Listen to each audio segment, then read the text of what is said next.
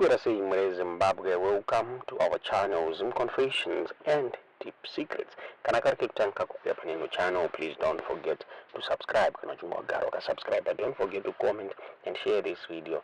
Nasi Zimbabwe zoka nenyaya ya Women's Affairs Minister Monica Mchangwa pamwechete na ZANU-PF spokesperson Christopher Mchangwa's son, we anonze nephew huyo ni zwari chitu hari mujeri aspenda another night hari mujeri ni nyaya yakabatirwa yekutrade mu foreign currency zviri pamutemo.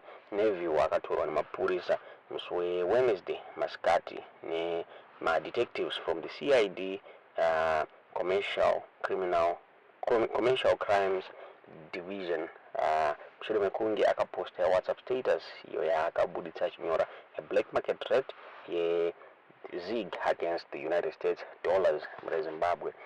Zvakonzeresa kuti awanikwe achisungwa. Yafunga the police spokesperson vaponya ati vakabuda vachikonfirma kusungwa kwakaitwa nephew Mchangwa.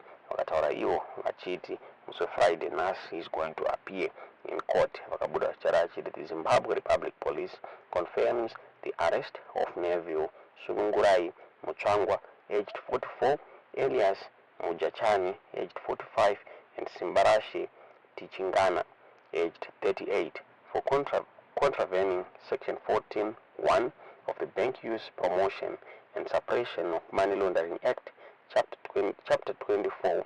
The trio is expected to appear in court on 10 May 2024 muri Zimbabwe. Azvisinei amai nephew Monica vakabuda vachitaura ivo vachiti mwana wavo ari innocent and he is a victim yemapoliticians ayo ari kuda kumutsikirira muri Zimbabwe. Vabuda vachitaura vachiti is definitely political victimization because my son doesn't trade in foreign currency, he doesn't trade in ZIG, so I don't know what it is and why it had to wait for me to be out of the country. It appears it was timed to coincide with my absence. A voice deported those vakabuda vachitaurwa na Monica Mchangwa muri Zimbabwe kutaura kwatiri kuita Christopher Mchangwa apasati ataura muri Zimbabwe asi hazvina kumira mushe. Ndofunga Vice President Constantino Chiwenga vakabuda vachipa chilling threats against money changers ese ari kubhilivhwa kunzi runners top government in ZANU-PF officials muri Zimbabwe. Recently baba nephew Mchangwa Christopher Mchangwa vakafaiwa na President Emmerson Mnangagwa over my allegations insubordination ayo akakonzeresa kuti vabviswe as the minister of war veterans muri Zimbabwe. Zvakonzeresa confusion, vana vasi kuziva kuti chii chiri behind treatment iri kupiwa the Mchangwas muri Zimbabwe. Ndafunga the Newswalks yakabuda comment on this issue on their X handle vakataura vachiti yesterday's arrest of nephew Mchangwa, son of ZANU-PF spokesperson Chris Mchangwa, and his minister wife Monica for illegal foreign currency dealings is a further test of their political relations with President Emmerson Mnangagwa. The Mchangwa's political relations with Mnangagwa have been characterized by shaky loyalty and growing tensions of late. While the Mchangwas have been Mnangagwa's political allies for a long time, since the days of the liberation struggle in Mozambique, their relations with the president have of late been frayed by a number of issues. In February, Chris Mchangwa was fired as War Veterans Minister, sending political shockwaves across the corridors of power. His wife was removed from the influential Information Ministry after last year's August general elections. She is now in charge of Ministry of Women Affairs, Community, Small and Medium Enterprises.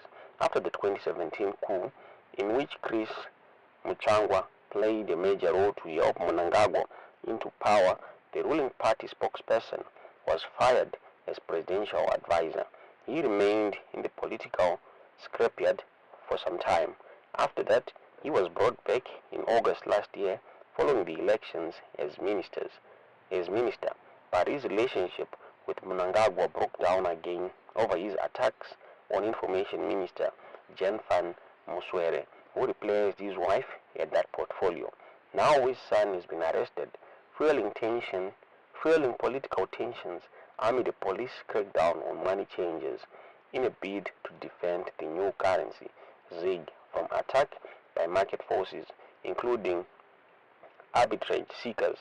Government is using market and coercive measures to defend ZiG, which analysts say is doomed to fail due to macroeconomic instability, policy inconsistencies, and political uncertainty. Ndozvakabuda zvitaurwa neNewsWalks muZimbabwe chinzi hapana kumira mushe relationship yaPresident Emmerson Mnangagwa and the Mutsvangwa family haina kumira mushe, hanzi iri sheki muZimbabwe. Tisingaziye kuti munoiona sei nyaya iyi muZimbabwe. Zvakaro there is a press statement iyo yakabuditswa iri kunzi yakabva kuna Vice President Constantino Chiwenga muZimbabwe. Yamuri kuona irapo yakanzi, while government focuses on the introduction of our new currency ZiG, which is aimed at reducing dependency on foreign currencies like the US dollar, South African rand, and the Botswana pula, it is crucial for us to promote its use in all transactions and to safeguard its stability. Unfortunately, there are individuals attempting to undermine our new currency by fueling a black market to profit from the resulting disparities. The recent arrest of these criminals, including a high-profile case yesterday, are noted by the government. However, it's imperative to further investigate